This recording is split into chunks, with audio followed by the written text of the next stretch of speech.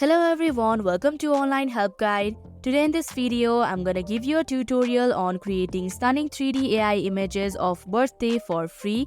So without any further ado, let's get started. First of all, open up a web browser. Now in the search bar, type in Microsoft Image Creator. Click on the first link that you see. Here in the text box, type in the prompt that you have created. Then tap on the Create button. Similarly, you can create even better images by simply editing your prompt. Then tap on Create option.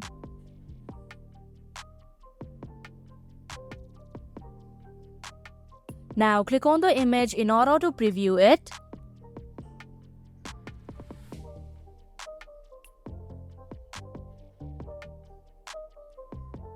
Also, if you want to download these images, then tap on the 3 horizontal dots in the right hand side of your screen.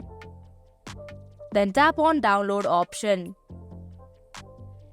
So that is how you can create 3D AI images for free. Hope this video was helpful. If it was, hit the like button and comment down if you have any questions or feedback. Also, if you are new to our channel, subscribe and hit the bell icon so that you don't miss our upcoming videos. Thank you for watching Online Help Guide.